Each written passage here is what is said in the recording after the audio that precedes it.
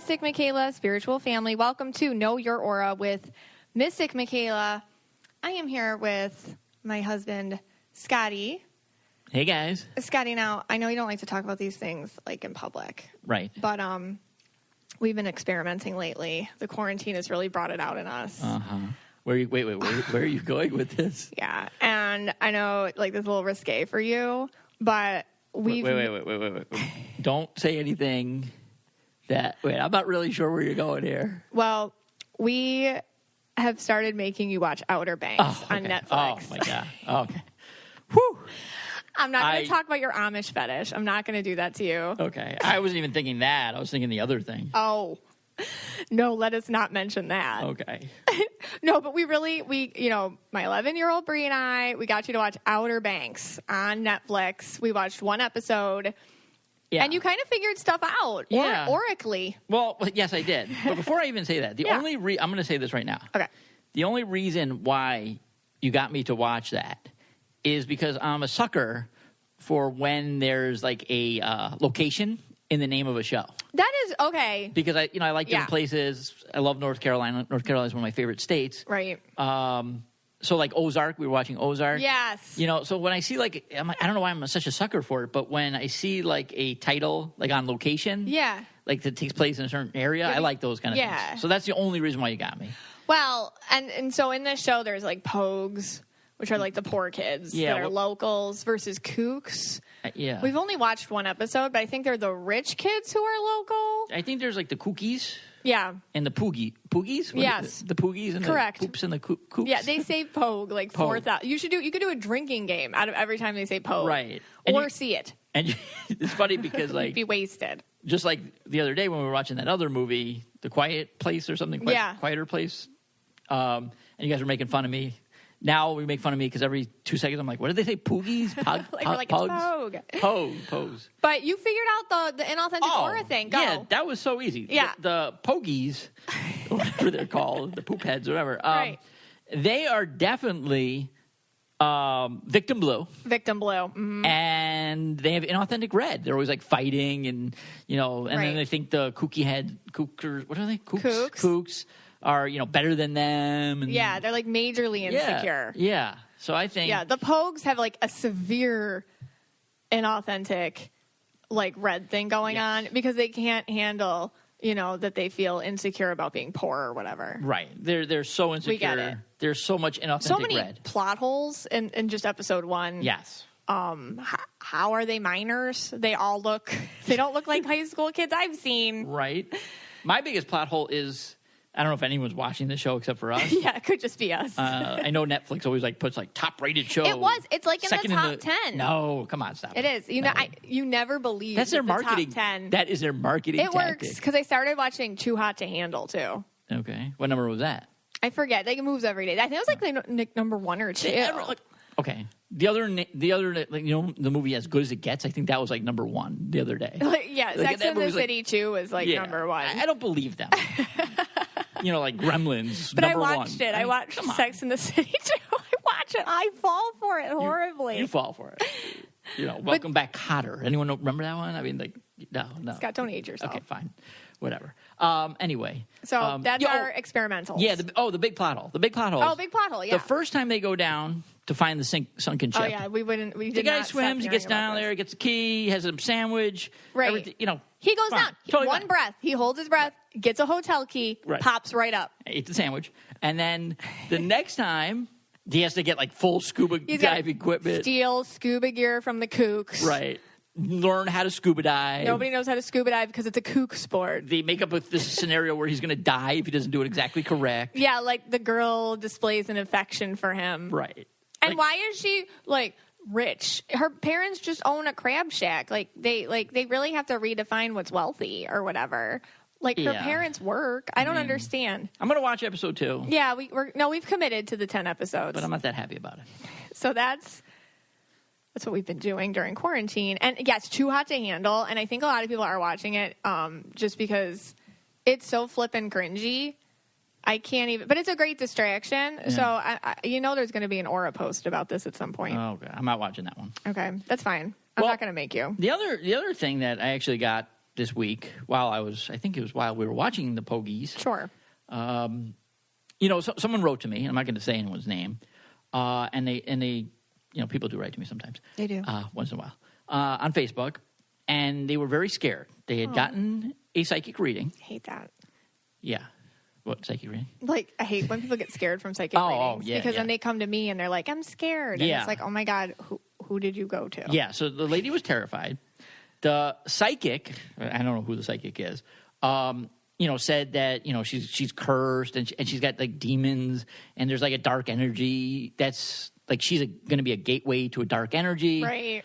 And then the psychic proceeded to tell her all these things that would help her not have this dark energy around her and not be a gateway to like the darkness and the energies. Right. So like putting like some saint's cross on her, chain or something. Right. Like taking like, baths with like salts and crystals and all this nonsense. Yeah. Okay, to me it's nonsense. So so here I'm trying to get the story and she tells me the whole story, on Facebook. And, and I'm just reading it, and I'm like, this is such... I know, you were, like, talking to her about nonsense. But you were saying that to her. Yes, I was telling... Because she was, like, terrified to go to sleep at night. Oh, it's like a therapy... Like, you would, like, gave her therapy Yeah, and I'm like, listen, there's nobody going to get you. Yeah. There's no demon that's going to crawl into your bed at night. Right. There's no, like, gateway curse that you have on you. It's all BS. Yeah. I was just trying to explain, no, it's nonsense. And, I told her, hey, look, you want to get to bed, listen to an episode of our podcast and, laugh a little bit and you should be fine. But it really brings up a point, and you see this all the time, and I see this a lot too, where these psychics, whatever you want to call them, they come up with this stuff like curses, and it's terrible. I'll say it. I've said it once. I said it 100 times. Just because somebody is intuitive does not mean they have your best interest at heart. If that, I never recommend psychics or mediums to anybody else. I don't, because, and only for one reason. And it's not because I don't believe in it, obviously, or anything else. It's like, I don't know what they're going to say. So I don't want my name attached to any sort of mumbo jumbo that makes you feel cursed. And I hear that all the time.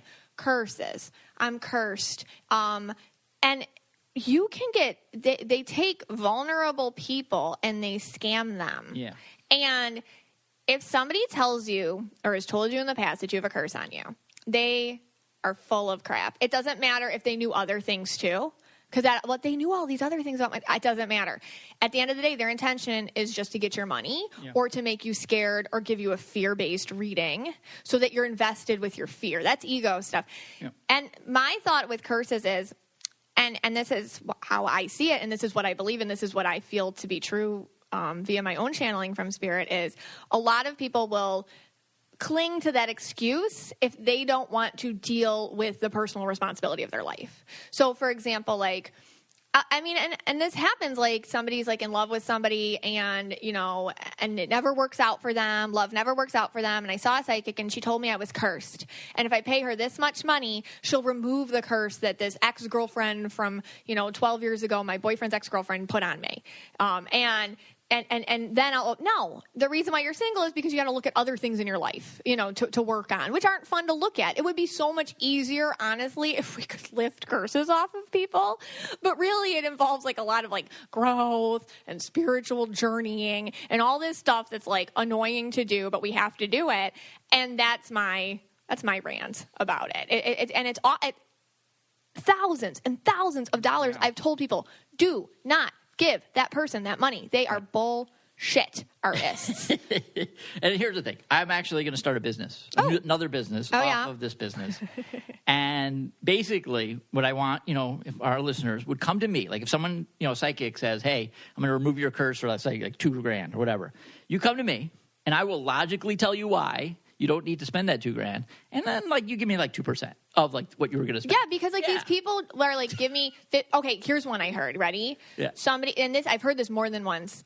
Somebody was like, okay, it's always like love. Like my twin flame will come around to me if, the psychic can do a spell, but she needs to get this crystal imported from some random country, fill in the blank, and it costs $1,300. You have to wire it to me so she can get the crystal. And if she gets the crystal, she can remove the curse and then refund me once it's there. Okay. I hear that all the That's time. Crazy. And people believe it because they knew other things about their life. Yeah. Well, I kind of made some things. I did some research on good. on this. I love when you do the research. And I kind of compiled a list of how to spot a fake psychic. Okay. Maybe, not someone you shouldn't go to. They don't have your best interest in mind. Mm-hmm. And here it is. Okay, so the first one is, I know we talked about this in previous episodes of past lives. Never go to a psychic that claims you are, and this is funny because if they claim that you're like Marie Antoinette or that Marlon Brando, the famous actor who ate himself to death, that's not true. They're telling you, I know your mom is Anne Frank, and I joke about this all the time. That one's true. But other than that, if a psychic's telling you had this crazy past life, it's probably false. Yeah. Okay. So that was They're going after your ego. Yeah.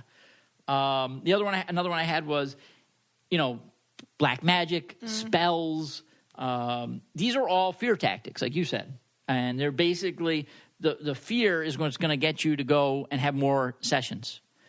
So if someone's telling you you need to come back for another session, like next week or the week after, and keep coming back for sessions, it's not true. Yeah. I mean, I know you like to spread out your session. Like if someone, now it's impossible because you have a year and a half wait. But before in the past, people wanted to come every week, and you tell them, no, you don't need to see me every week. We have to let things sit in. You have to let things set in, right? Yeah. You got to pace it out. So a lot of fear tactics. Yeah. Cursed, you said cursed. There's a dark cloud on you, dark energies. Attachments, those are all phony nonsense. Somebody's using another psychic to attack you with negative energy. Yep. Yeah, all that stuff. Yeah, here's nonsense. another one. Psychics that, you're doing your grocery shopping, and then a psychic comes up to you and says this about you and then gives you their card. Mm-hmm. That's BS. Yeah, that's how they market. Yeah. A lot of them will just speak in generalities. They're just giving you a cold reading. They're just looking you up and down, and they're smart at that. They can say, "Oh, okay, she's got a Gucci purse. Oh, maybe she's got money." Things like that. Look out for those. Lucky charms, selling you charms, anything like that. Telling you that you're going to win the lottery. Now, I know this one firsthand. Oh my God, you've been trying to get me to tell you lottery numbers for years. If any psychic could be pushed into doing it, it would have been me. Because Scott, you've been trying to do this. You don't even know. You didn't know what the point of this gift was for a long time. If I couldn't win you the lottery, and I was like, it doesn't really work that way.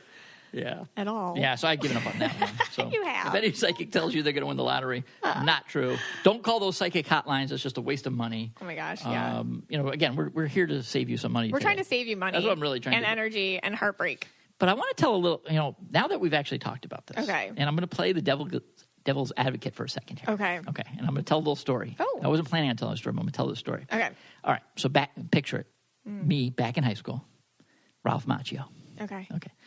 There was this girl named, should we use name? First name, Nicole. I'm sure. Okay, fine. Okay. And we had a friends group, and everybody liked her. Yeah. Okay. And she, I guess including myself. Right. But she, I guess, kind of rejected me or whatever. Oh, that's so mean. Right. I don't even know if I tried, but anyway. So me and this other guy in the group named Keith, man, I hope they're not listening. They're probably not, decided to go to the school library, and get spell books. Really? Yes. Is this true? I kid you not. I believe it. Okay. Because you're kind of Yes. You do have magical thinking. So we took out 5 or 6 spell books. Okay. All on and also on my library card. Okay. My library card. Just that's going to be important. Okay. Okay. Now I have to say, I'm not saying I'm Brad Pitt. He looked really good on the HGTV show the other day. He did. He did, right? I mean, even I can say it. I'm a straight man. You were a straight man, and we saw him on the HGTV Celebrity IOU Brad Pitt, and we looked up if he's 56, dude. Wow, he looks good. All right. I mean, I know I'm a sucker for the Amish, but anyway, let's go. But okay, this guy Keith, he was dirty. Okay.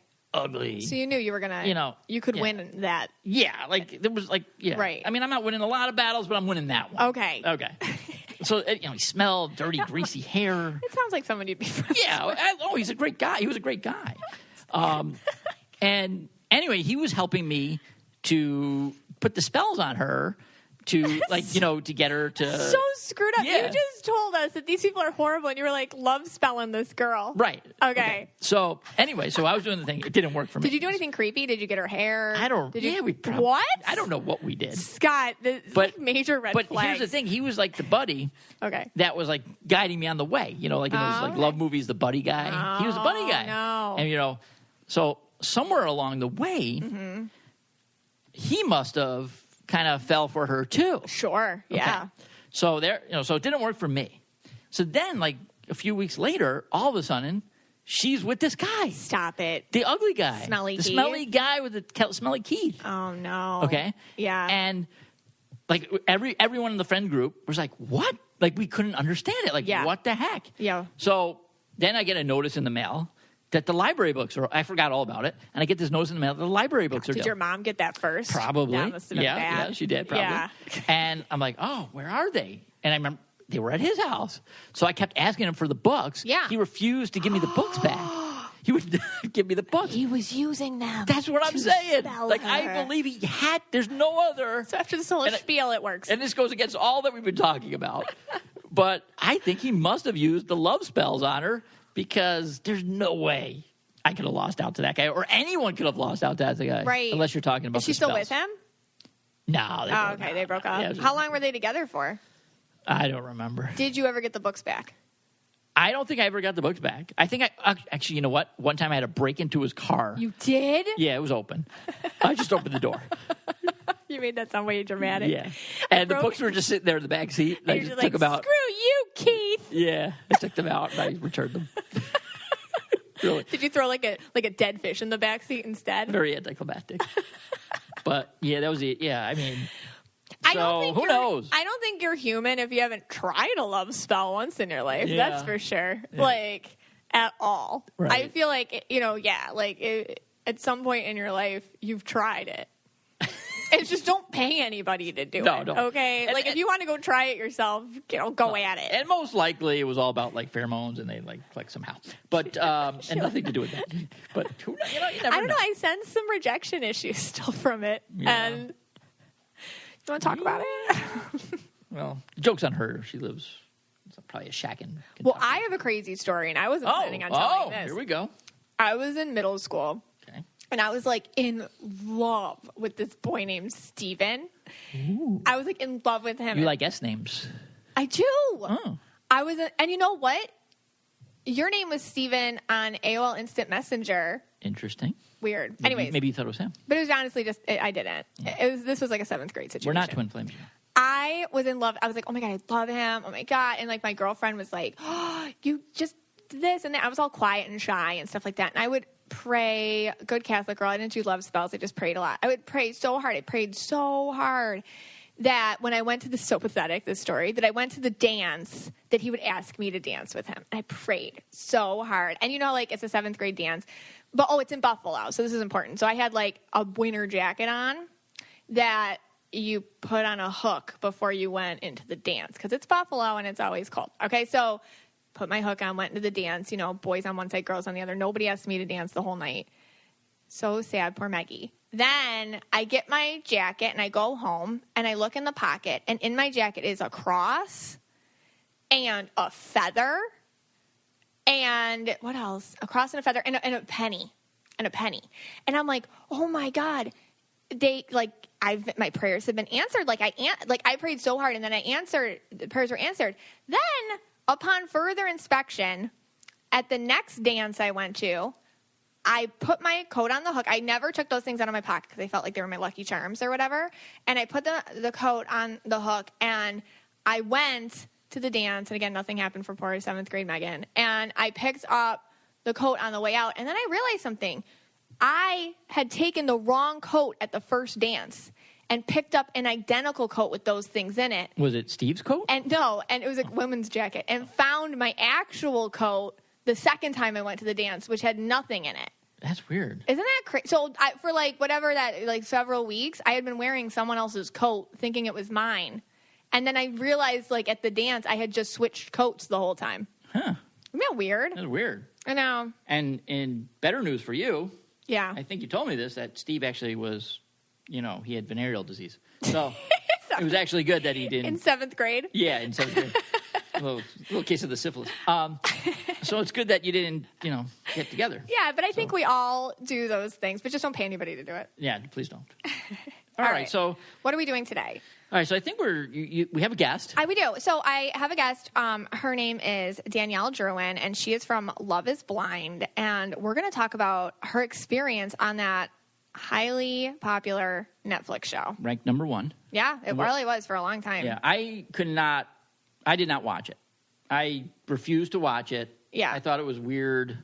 These people were going into like tripods or something. Yeah, pods. They dated in pods for like, I don't know, I'm going to ask her about the experience, but it looked like long, long times. And they got, without even seeing one another, they fell in love and got engaged. Did they keep them in the pods for like a 24-hour period? No, they could leave because they had like a little apartment, and then they would go on these pods to date. And they would talk to each other through like, just like a screen. Like glass or something. So they were like, separated by like. And they would screen. like a waiter would bring in food. I should ask about that. Like how'd you eat and stuff. Right in the pod. I think they took breaks and stuff. But they would. So they actually it worked. It did. It worked. People fell in actual love on this show. Well, I mean, I think it like compared to like how The Bachelor does it. Yes. That probably is like a little bit more. Moral? Yes, yeah. I agree. I mean, at least you have like whatever. I don't know how many people you had, but let's say it was 10 guys and 10 females. So I think it was something like that. Yeah, an odd number or something. But The Bachelor, no, it was the same. I mean, it was even. Yeah, I think. Like The Bachelor puts the women's rights movement back many decades. That's what makes it such an interesting show to watch. No, it's terrible. Well, next we're having The Bachelorette, like when they finally do come out with it. Right. Okay. So like they even the scales. That way is a little bit better because I don't know. It's weird. You always feel bad for the women. I know when you watch The Bachelor, you're like, these poor girls. And you always say, like, the same things, like, I hope they have therapy after. And because they get so into it, and then they're so rejected. Right, and then they take, like, all these, like, 20-year-old girls. I know we're getting way off topic here. But they take all these, like, 20-year-old girls, and then they put a guy like Pilot Pete who has Windmill on his mind. And Windmill on his mind. And then he's in a power position because he's the Bachelor, and I feel like because we're parents, we get like really stressed out. They all want to sell their HelloFresh in their boxes, so HelloFresh. So they're gonna do it with Pilot Pete and the windmill, and then like if you're like Madison and you don't want to do windmill, like everyone shames you, like what you signed up for. I mean, Chris Harrison. I mean, honestly, your show is horrible. Scott, it's not his show. It's actually Hannah Brown's show. Sorry, Hannah Brown. Your show is horrible. All right, let's talk to Danielle. Right, well, let's talk to Danielle. Okay, guys. So I am here with Danielle Drouin from Love is Blind, which I watched in like 3 days. And the crazy thing is, you may not exactly know who she is. That's the thing, because you see her the first few episodes, and then it's like, well, where did she go, and some other people. And Danielle is here to talk about her really unique experience. Hi, Danielle. Thanks for coming on. Hey, thank you so much for having me. So tell us, okay, you went on this experience. Why? And you had a crazy experience. Why did we not see the rest of your journey? I think that's like the first question I have. Like, where did you go? Yeah, it was like so crazy for all of us whose story didn't get shown, right? Because we were very much so involved, just like everyone else. We were going through the same thing that you saw on TV. We were getting filmed just as much. All the interviews, and like we even got engaged. Got engaged, and we had the reveal, and we all thought that we were going to Mexico. Yes. Like the whole time, like I went through this whole process like everyone else, and I was like, I put myself out there, and I was like, okay, I'm going to do it. I'm going to get engaged. It's crazy, right. Thinking, okay, I'm going to start planning my wedding. But then they came to us the next day, and they were like, so we had no idea what the show was going to turn into. We didn't think there was going to be this many engagements. And, unfortunately, we don't have enough crew. We don't have the funds to cover that many storylines. Mm-hmm. So they said that they randomly had to cut some stories. Okay. All right. It's like a production thing. And they were like, yeah. How you know, and I remember seeing you in the beginning because you stood out to me because you have an indigo aura. So I remember seeing you and I'm like, oh, they have an indigo. So like, indigo, and you can tell me if this like resonates or whatever, like super emotionally psychic. Like you really do pick up on other feelings. Yeah.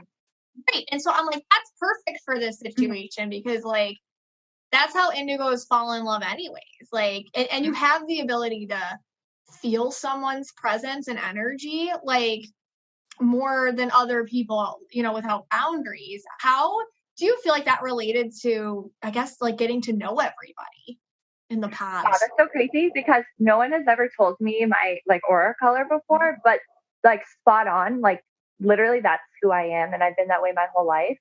So for me, just being on the show, I was really excited about this process because I've never been into online dating. I've never done it.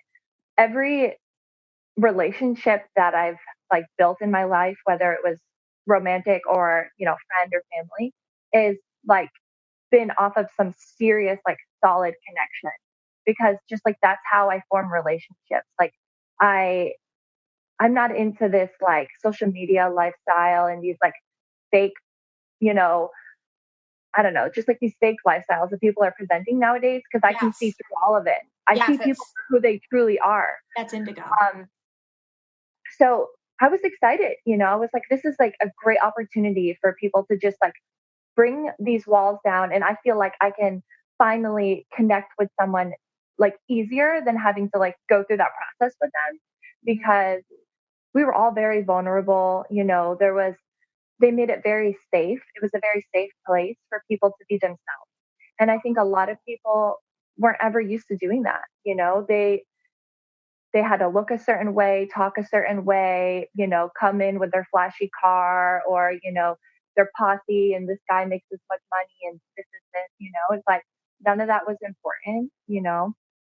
So for me, it was actually really easy to build connections. And I started building connections right away. And I already knew in the beginning, like who my top were. Like it only takes me a couple minutes to like feel that true like personality, whether, you know, it's something romantic for me or just a good friendship, you know? So I already like figured it out after my first day of dating. But it's funny because Chris, the creator, he actually had mentioned this later on in an interview when people were asking like, hey, what happened to Danielle's story, you know? And he was like, oh, Danielle was like an interesting character for the show. She actually connected the most with most of the guys. And through the beginning of the storyline, it was confusing. He said that it would have been confusing to viewers because I was connecting with a lot of men early on. And I guess a lot of men were putting me at their top. Wow. And it was crazy because, you know, I'm sure you know, but I was involved with that, you know, kind of like love triangle. I was falling in love with two men. Two men were like 100% just in it for me, Rory and Matt. Rory and Matt. Okay. Because we saw Rory as the one, he was always giving like advice to the other guys. It was so, and it was a little awkward. Like when you're watching it, you're like, who is this guy? Like just as a viewer, it's like, well, he knows so much and he's talking like he's got it figured out. So like what, you know, it did leave the viewer a question. So Rory you were connecting with. Okay. He was actually my like instant first connection. He was my first date I had. Wow. So like I was very nervous going in and, you know, I didn't know what to expect. And as soon as like I opened that door and I sat down and I heard his voice, I knew right away. I was like, wow, like this guy is special. And I think that's where we both connected because we're both empaths and we're always like trying to put other people first, helping others and helping others get through their situations. So we were really connecting on things like that. And it's funny, yeah, because all the viewers thought that he was like a plant, right? Like he was a therapist in the house trying to just like help people. Like a guru, like a love guru. Yeah. So it kept people wondering. They're like, oh yeah, like you said, if this guy has it all together, like where's his story? Like what is that about? It was a loose end, you know? It really was. He's green, but he's got indigo too. I think it's hard for two indigos to make it, I have to say. So, you know, just because like all the feelings and all the conversations and all the, I mean, I don't know what happened between you two, but like when I see you, like the green in him with you would work, but I feel like his empath side, which is great, and it was probably like great for connecting. I feel like in the real world, it's like, all right, you know, like, I don't know, like it's almost like, did you guys just kind of friendship out? Is that kind of what happened? That's exactly what happened. Yeah. I truly love him, and I cannot say anything bad about that man. Yeah. Like, he's an incredible person.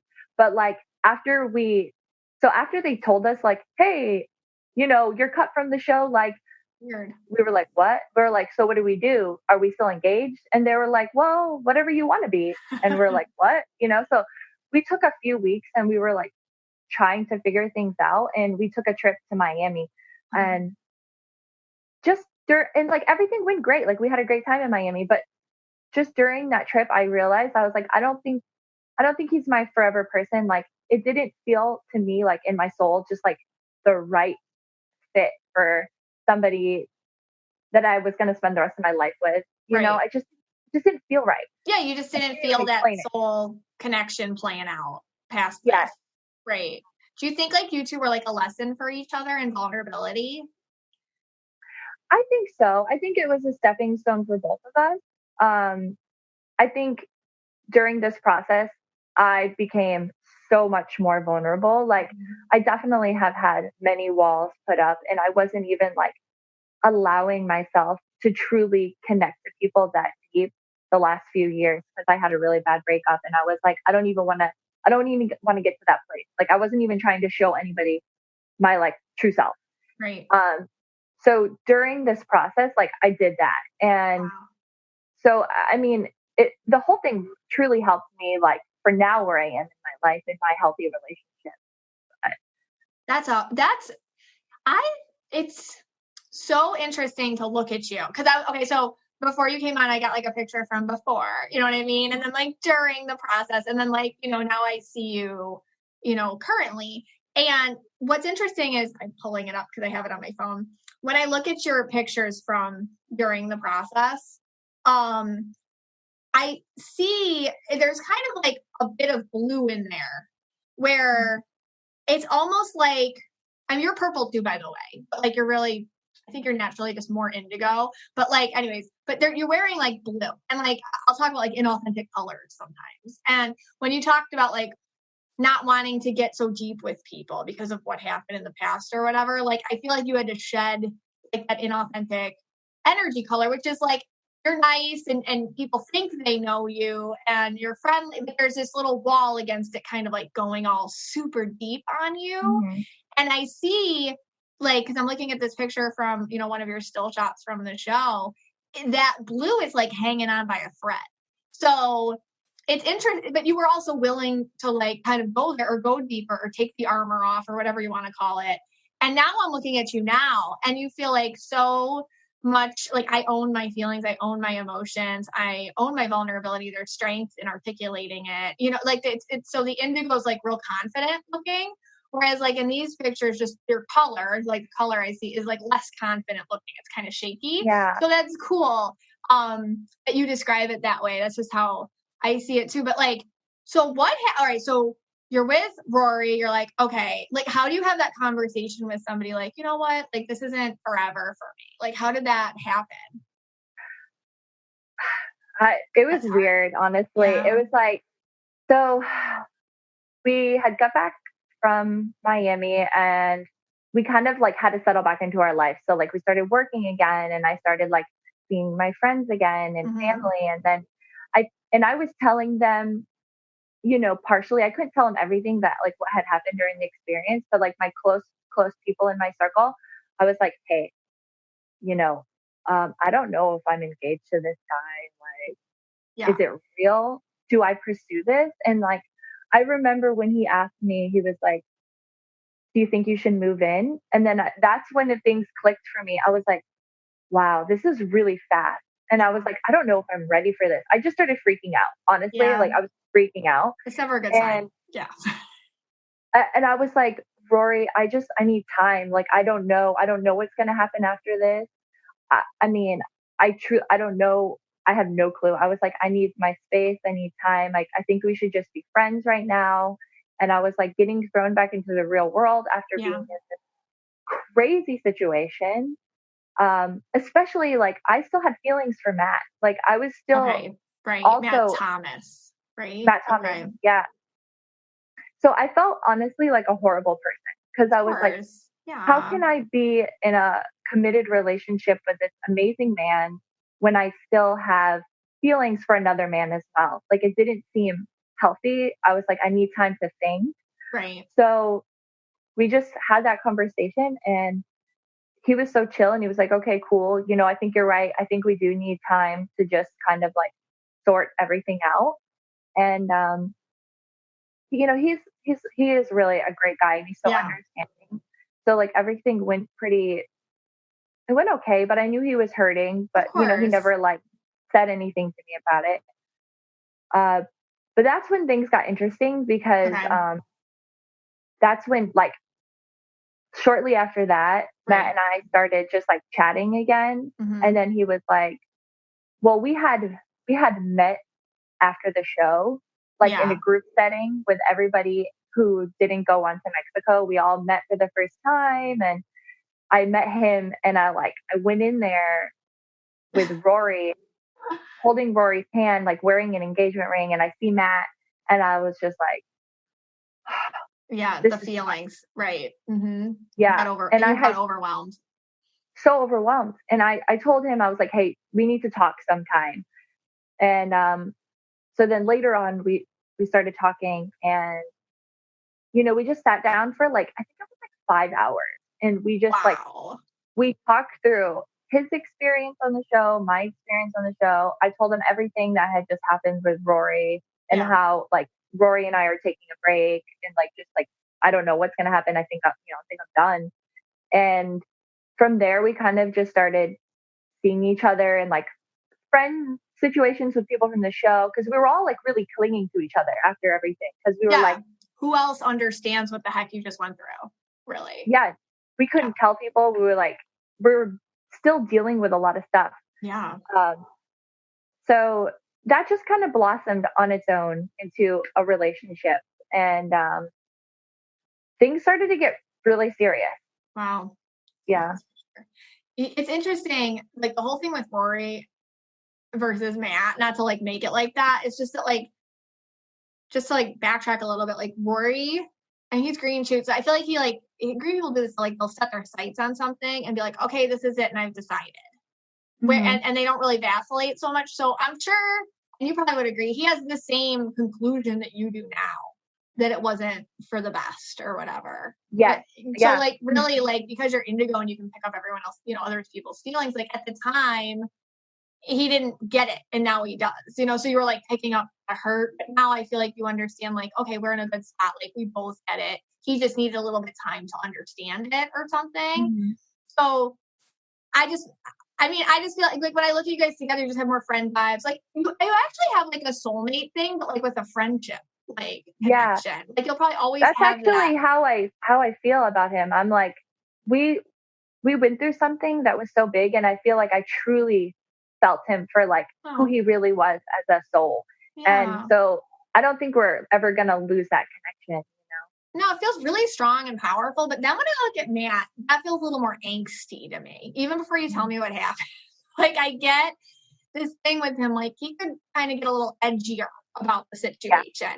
And I feel like there's a part of you, because you're purple too. And sometimes, like, I see this with purples a lot. Like, they're like, okay, like, when I feel stuck, I'm going to do something, like, freaking drastic or whatever. And not that it was drastic because it seems like you definitely had a relationship with him from, like, the pod and the show. And how many hours, by the way, did you spend with these people? Like, a lot. I mean, through the whole process, like the date started off shorter because we were dating more people. Okay. But then as it went on, our list would get smaller, right? So it's like we started off with everybody, but every day there was an elimination. Okay. And like they would calculate it off of who we were most interested in and who they were most interested in. And it would like calculate this list for us.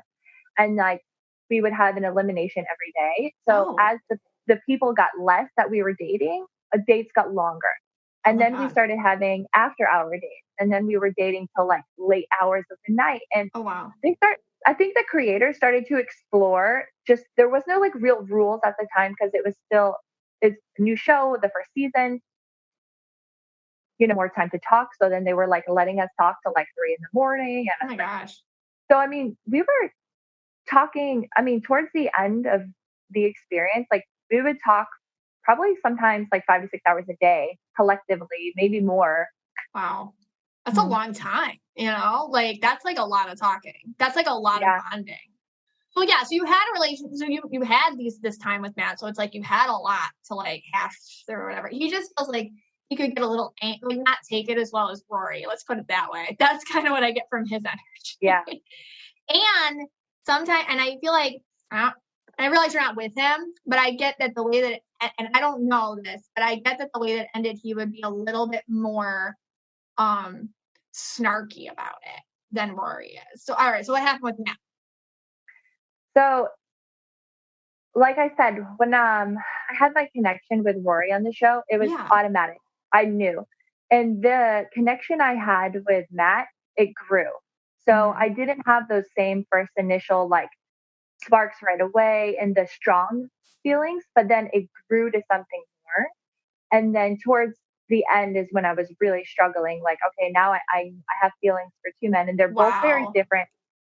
Very different. So I was connecting on two different kind of levels. Matt is like very adventurous and he's spontaneous and he lives a more of a similar lifestyle as I was living. And we started finding all these random connections. Like he actually lived across the street from me for 2 years and I didn't know. We were neighbors. Weird. What? That's crazy. Met. Okay. Spirit signs. That's nuts. It was very weird. Yeah. So things kind of just like, and he wanted to like, his lifestyle he wanted to live and like how he wanted to raise children were similar to me. And like, I knew Rory and I were going to have to work through some of those things to have like a real relationship later on. Mm. But what happened at the end is basically engagement day. Matt said, "Hey, I'm not asking you to marry me. I'm asking you to leave. I'm going to leave. Let's leave and just start something outside of here." Oh. And that's what he said. And I was like, and he told me he loved me. And I was like, that's a strong word for me. I was like, I can't say that back right now. Yeah. I was like, I can't tell you I'm going to leave because it wouldn't be doing Rory justice to just leave without talking to him. Yeah. And I was like, I don't know what's going to happen. Like, I have to have my date with Rory. And I truly didn't know. But, what ended up happening, obviously, is like, I talked to Rory on engagement day. We had that serious conversation. And I was like, this, and this, like, told him all these crazy things. And he was like, none of it matters. Like, I want to share a life with you. Like, we can get through this together. And I was like, okay. And then we got engaged. So when Matt left, he was upset because he was hoping I was going to leave. So then seeing him in person, and then he saw that I chose Rory. Yeah. He was very upset. Yeah. Yeah. I mean, he's green too. It's funny because you kind of picked two green guys, but he's more green, like purple. But they usually like more control over things in a lot of ways. Like, even the experience himself, like maybe he thought it was going to be different than it was. And he did not like kind of being a rat in a maze, like maybe he really had an issue with that without, maybe he saw it that way instead of seeing it the way that you did, which was more like, oh, this is a way to be vulnerable in a safe space instead of just like, I don't know, fishing in my DM box, which is like worse. Like that leads to maybe you just didn't see it that way. And you're so, we just met, but you're so genuine that, and I feel like this has just been your whole life. It's like people latch onto you and they all of a sudden, that's what I can just see people being like, okay, and it's because you really see people and you validate them. So all of a sudden it's like, you're always going to be a lot of people who are like, don't leave my life. I have to tell you everything I feel and you will honor it because I can tell that you care. Like you care. And a lot of people don't care like the way you care, and, it means something to somebody who really isn't used to being seen. So maybe that's what happened with Matt, you know? That's why another reason why when I saw you at like in the first episodes, I'm like, what the hell happened to her? Because I was like, this is the exact person.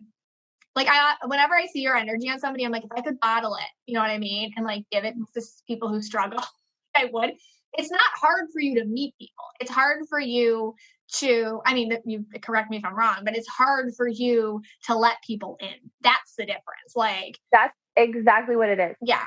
And like how you said, I had plenty of opportunities and plenty of people who were like willing to have relationships with me, right? But I'm like, I don't want that. I had walls up for being hurt, and I could tell that they weren't going to be it for me. So it's like I didn't even want to give them that. And like how you said earlier, like people think that they know me. I'm very friendly, and it's true. Like I have these very strong bonds, but a lot of people don't really know me. Right. Like a lot of the stuff, you know. That I do know, and I think a lot of the listeners get that because I attract a lot of like the deep empath people who listen, and it's like, yeah, why my whole life people think they know me, but it's hard for me to feel like I'm really like people like it's hard to let people in when you're a highly sensitive person because it's such a freaking investment of your time and energy. People don't get it. Like you can't just do a lunch date, you know, like it's always a therapy session. Like there's no small talk. Like so it's hard. So and like I think with dating, it's like you can kind of see what's coming down the pike better than they can. So it's like we're not going to work. And like it's not negative or jaded. It's just you can tell. So it limits the pool. So you're not a serial dater, you know. Yeah. So yeah, I can. So that's why I was like, this experience was like built for somebody like her. But it's just what they said. They just had too many people going on. So, but you're in a relationship now, right? Yeah. Okay. And you're very happy and yay. I'm so happy. Yeah. Yay. Okay. Well, that's really good. And okay, I wanted to ask your opinions on some of the other couples, I guess, because you know them so well.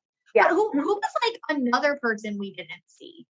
There was like because there were other people we didn't see. Lexi either. And Wesley, they got engaged and we didn't see their story. Oh man. See, they should have done like a part 2, like just sort of like a little like, and the people you didn't see what happened with that. Like, wouldn't that be cool? Maybe they'll still do that. I mean, there was a lot of amazing stuff. I mean, honestly, for the viewers, people saw, I swear to God, like 2% of what really happened and how much happened. There were so many emotional moments, raw emotional moments. And it wasn't just, you know, the love triangle with Barnett and Amber and Jessica. Like everybody had multiple people that they were connecting with and were struggling. Like, who is it? You know? I mean, Jessica, you don't see it, but she also had really strong feelings for a guy named Taylor. And Taylor was there all the way to the end. And Taylor, he was the guy that was like, I'm a virgin, but he was joking, but they didn't show that part. Right. Okay. See, and I feel like we all kind of felt that because the end of the show was so very different than the beginning. And like, I think the thing that draws people in is like, this worked. Like this worked. Like when I watched it, I was like, oh my, you know, I see things in colors. So I'm like, oh my God, there's so many color things going on. And then second, it's like that this actually worked is puzzling for people, but you could tell how genuine it was. Like people really didn't need to see each other to get that invested. Like probably more invested than if they were seeing each other. Way more invested. Like I can honestly tell you, way more invested. I have never experienced, I mean, like I was with all the women, like we're always together, like 20 hours a day. We were active. We only slept 3 hours a night. Like we weren't sleeping. Is it like a sleepover? Like 20, like we have to talk. Yeah. No, it was just like, we were always either dating or interviewing or getting ready. And there was just no time to sleep. Right. Wow. And it was so like to actually, and everyone was honest and true. And it was like to hear everything going through all of these women's head, like, I think I found the one. Like, I'm really about ready to marry this person and like talk about spending a life with them. And like, I have a big group of friends of women, and like, you don't hear people talk like that until, I mean, even sometimes women who've been with their boyfriend for 3 years are like, I don't even know if I'm really gonna, you know, it's true. So everybody, it was like amazing how it like was working, and they obviously tapped into something there, and I feel like that would be really cool if they had something for the regular folks, like pod. No, seriously, like pod dating, like pop-up shops or something. I feel like we need that. We do. It'd be some like cool venue. Yeah. And then like you're not allowed to see them, but like I don't know, the time that you invested in it though, and then like the isolate, because they probably make you give up your phone and you can't like all that, right? We had nothing. Right. We actually, so they took our phones. We weren't allowed to listen to music, watch TV. Like we weren't allowed to like read books because we couldn't. Yeah, because we couldn't have certain things on camera, like if it wasn't copyright or something. So it's like we couldn't just like read books. We couldn't go outside. We were only like going outside like half an hour a day. Like we were seriously focused on this experiment, and it's like they did it on purpose. Like they didn't want us to be distracted, you know, like they didn't want any distraction. They didn't want us like tuning out. Like if we had music, people would probably tune out their emotions, but like we were forced to sit with our emotions and actually like work through them. And it's people like don't do that anymore. No, we are doing it all now. And that's why people are freaking out. It's like the quarantine situation. Yeah. You had it, how many months was that? Like, or how long was it for? Like, how many weeks? The whole process? Yeah, like just the pod. Weeks. Okay. Yeah, a few weeks. Mm-hmm. Wow. So people fell in love in like just a few weeks. Yeah. Nuts. Okay. It's true. Like, but I mean, I knew that I was falling in love in like probably less than a week. I was like, it happened fast. Isn't it amazing, like when you're that present for yourself and mindful with yourself, how much quicker things can move along, and like what in our lives could we, you know, focus that energy on and do the same thing with, like career or just organization or just finances or like, you know, isn't that there's a lesson there. I guess like Lauren and Cameron, like what was that like on your end? Like how did you see that unfold? It was so their relationship is exactly what people see. Like it's truly that beautiful and that sweet. Like for me experiencing it with like Lauren on her side, you know, when she was going through this, like she knew like the whole time that Cameron was the one. And she was very secure in like set in that and very comfortable. And she wasn't scared. I mean, probably a little bit, but she wasn't scared about getting engaged to him. And she wasn't, you know, she didn't know that he was white and, you know, like she was black. And like, I don't even know if they maybe knew that at the very end. I don't know. But like things like, and she never even dated a white guy before. Isn't that crazy? Yeah. It was just everything so different. I remember they made that like a thing on the show. And then Jessica, I guess like Jessica she's yellow and purple. So I always feel bad for her because she's like yellow people, but she wasn't comfortable with both her colors. So like yellow people are like, okay, these are all the things that I should do. And this is what life should look like. And then all of a sudden it's like her emotions pop in and do the exact opposite. And I feel like she needs help merging them or something, but like, it came off horrible on camera. So I kind of felt bad for her. But what was like knowing her in life like? Like what was that about?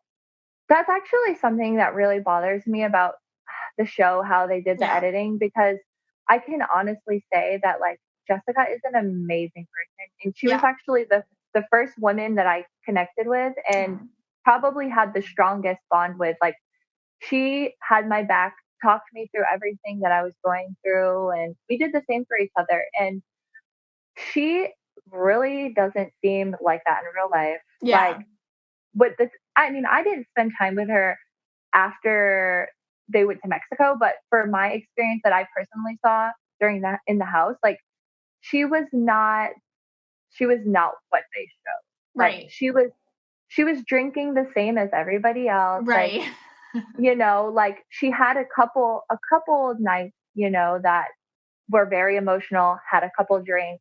She's honestly, I think, just a lightweight. It's not like she's excessively drinking. Right. I think she just like a couple of glasses of wine get to her faster than some people. But she was going through a lot. She was very emotional for sure. Yeah. And then it got even worse for her, obviously, once after they went to Mexico, because people don't talk about this, but her dog was actually really sick, and her dog was in the hospital for 2 weeks during filming. And that's like her baby. So, that's her baby. She was a wreck.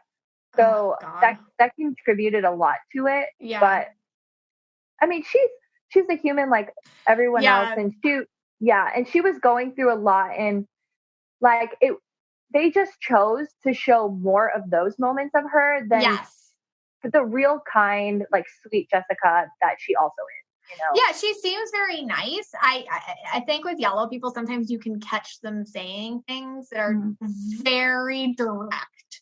And she talks to herself, I'm sure, the same way she talks to the camera or people, or just like, that's the way it is, or this or that. But like on TV, if they edit it and skew it, and then like if she's not 100% comfortable with being kind of messy looking, like I'm sad or I'm emotional or this is hard, like it can come off a little bit like, but I did like, she was entertaining, you know what I mean, to watch. And she was entertaining for me because it's like such an extreme, the color combination. And I'm like, I just wanted to scream through the camera, like, be comfortable with your purple, like, which is like your more emotional, or like this part of you that's like, you know what, I'm not into this, or I don't know, or just like own it instead of like be sure or whatever. Like you can be unsure. Like that's okay to stay. I think you understand that. Like it's okay to like live in a moment where you're like, this is confusing. And I'm just going to sit there in that. You teach yoga, right? I do, yeah. Isn't that like a whole yoga thing? It's like, notice. Yeah, it is. Yeah, like notice how, don't control it, notice it. Like that kind of thing. Yeah, you can't control it. Like, and no, that's one thing I always hear. People are like, I'm not good at yoga. And it's like, no, you're like, you're not trying to force your body into certain things anyways. You're just like, you're doing what you can do. And it's just for yourself. It's for your mind. It's for your spirit. It's not like so I can throw my head over, you know, my neck. Like what? I know. I just, when I do yoga, because I'm not good at yoga, but I do it anyways, I'm always like, I always remember, like, just observe my feelings, notice where I'm at, notice where I'm getting perfectionistic, notice, blah, blah, blah. Like, and I think it's the same thing, like with our energy. It's like, notice what you're feeling, and you don't have to change it or anything. You just have to like look at it or whatever. Which couple, like, was there anybody in the house like you just didn't mesh with? I mean, you get along with everybody, but like was everybody kind of like on the same page? Was everybody like friends? Was somebody like an outsider? Like was there anybody who everybody had like an issue with? Or all the girls got along pretty well. Like you see a little bit towards the end, like obviously with Amber and Jessica, things got a little heated. Right. But during the inside of the house, like the girl side, I think was a little more tame than the guy side. I think in the beginning, the guys had a little bit more like testosterone going on, and like maybe thought of it more as like a competition, like in the beginning. Yeah. But then they all became like big teddy bears, super They're all emotional. crying. Yeah. It's funny. That's how men react to like, you know, I have to be big man and let's do push-ups and stuff. And then they're like, oh my God. And then Rory comes in and counsels them. Yeah. It's like, oh my God, they're just like the girl. Yeah, it's amazing, like all those guys together, you know, and you kind of, it could be tricky, like, because obviously some people are just easier to talk to than others, which is going to up their, you know, the competition a little bit. So I'm like, how did the women handle that? How did the men handle it? But it seems like you guys kind of all, because they didn't really show any cat fights, you know, except for the tension, which really was just more like, I don't know. It didn't seem that bad. It just seemed kind of awkward. That's like like a little awkward. But other than that, you guys seemed like you were all very honest about what you were going through. Oh yeah. I honestly can't say there was like one fight at all with the girls. Like I can't even think of one time. Like not once. Like everyone got along really well. And we honestly like didn't 100% know how serious people were until the very end about like who they were really wanting to like get engaged to. Right. So, and at that point, there wasn't really too many crossovers except for, you know, what you saw with Amber and Barnett and Jessica.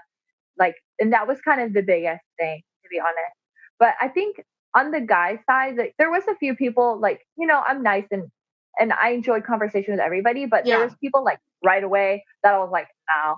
Like I had like, I had one date with Carlton. Oh God. And I was like, what is this guy trying to sell me? Like, I felt like he was trying to like sell that's how I felt. Like my first impression, I felt like he was trying to like sell himself as a package. Like, I don't know. Like almost like an entertainer. Like that's kind of what it felt like. And I was like, I'm just not feeling this vibe. Like we only had one date. That was it. That's why you have, see, and that's the thing, like you're indigo, and I feel like people who are empaths, you know, which I don't know if you listen to like my podcast, but it's like purple, blue, indigo, and turquoises. Like, and those, if you have one of those colors, which is just like a highly sensitive person, like you have to listen to your emotions. So it's funny because Carlton was trying to sell you something, you know, he was trying to sell himself something, you know, which is probably what you picked up on. And it's just crazy because you got it right away. Now, somebody else might have been like, okay, I get it right away, and then they talk themselves out of it because they would like that to be true. You know, like I would like that to be true. I felt so bad. Like, I think and you must too, like when you watched it back, just seeing Carlton's journey and stuff like that. Like I felt so horrible for him, and that playing out on camera, like with the whole bisexuality thing and whatnot. And that was something that I feel like was probably triggering for a lot of people watching it. Oh, yeah. And I mean, it just felt so bad. When you're dating somebody, you have to listen to those feelings anyways and ignore the parts of you that want to heal them, because that does not make a good relationship. Like, oh, I'll fix them. You know, they're trying to sell me something. So, but it sounds like that's what you from your past relationship, when you're talking about being hurt, you learned that, you know, like you learned that, like you have those two. So what do you feel like for people, like so you went through the craziest dating experience ever, and you were engaged and you had to break it off, and then you went after something, you're like, let me make sure there's no loose ends, and you know, that was Matt, and that didn't work out, and then you found your love that you're with now, and you're very happy. And what would your takeaways be for people who are looking for their love? Like, what lessons did you learn hard that you can tell other people, maybe they can pick it up? Yeah. So I think collectively from all of my experiences and all of my relationships, but I mean, I know for sure just this Love is Blind experience is what really made it click for me. Right. Wow. And the way things ended with Matt were not good. Like he broke my heart. I was I was shattered for months, and he was like making it seem like so much more than what he actually wanted. Mm-hmm. Right. I felt like he was definitely just stringing me along, and he was kind of like selling me a fairy tale. Yeah. I met his family, like talking about having kids together. Basically, it ended bad. He wanted to be in an open relationship, and he left to go to Paris with some girl like a week later. And I was like heartbroken. And he actually, like, I found out later on that he had slept with a girl the day after we ended things. And he was at the bar with her 2 nights after, and I was there with my friends, and he was there with her. And this was 2 days later. We didn't see each other, but like, if I saw him with her, like I would. So anyways, there was just like all these things, and I was just like so hurt, and I was like, I just can't believe that. Like after everything we went through, this is what you're gonna do. Like, right? I gave you everything. Yeah. We're cool now. Like we patched things up. We talked it out. Like it's been a long time. Right. And, you know, I just understand now, like I can't have expectations. Right. And I think that I had expectations for a certain kind of relationship. And even though he wasn't honest with me 100% and all of that, I can't be upset with him for what kind of life that he wants to live. And it's just, we're not on the same journey. Right. Yeah. Okay. So coming to full circle, it's like random how it all came to go, you know, like my boyfriend that I'm with now, we've been friends for like over 7 years. Isn't that how it always works? Yes. Yeah, right. So he's always there. He's always just there. He was always there. And we had like a solid friendship, like had so much fun together, but it was never anything else ever. Yeah. And then he moved away to North Carolina, and then I only saw him like time and time again. Like one time we were both traveling through Europe, like on a random note, and I was in Paris and he was in Paris.